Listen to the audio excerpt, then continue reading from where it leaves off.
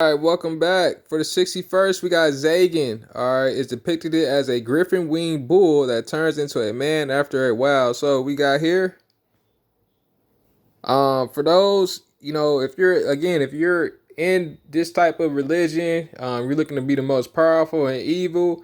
January really is not a good birth month unless you're going towards the end to be under Aquarius. But for the most part, you see here, I mean, what does this thing even do? All right.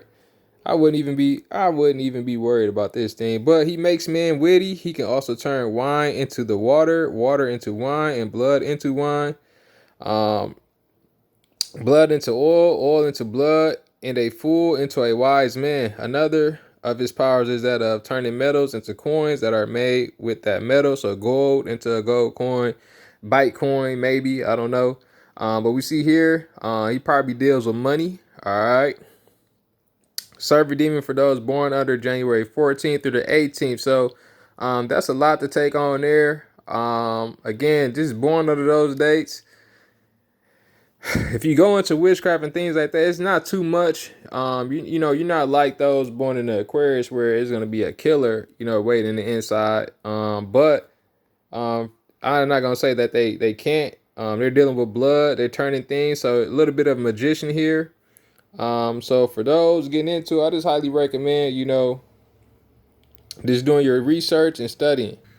Next up, we got Vapula. All right, Vapula appears as a griffin-winged lion in the occult tarot. This spirit is depicted as being led by a wounded soldier. All right.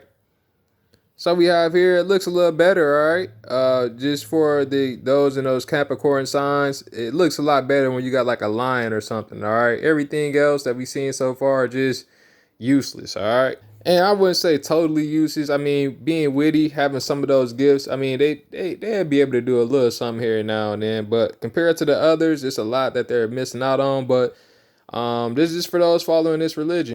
When we talk about abilities to teach philosophy, mechanics, and sciences, he can make one all-knowing in handcrafts and professions. Serve demon to those born under the 9th through the 13th. So that's going to be key. And lastly, Arias appears in the form of a lion riding upon a mighty and strong horse with a serpent's tail. He holds in his right hand two great hissing serpents. All right. Not too exciting here. Knows and teaches virtues of stars and the masters of planets, the influence of each planet, depending on the sign and how they're positioned at the time of birth. He also gives dignities, prelacies, and the favor of friends and foes. He's going to be the servant for those born through the 4th, January 4th through the 8th. Again, not too exciting, all right?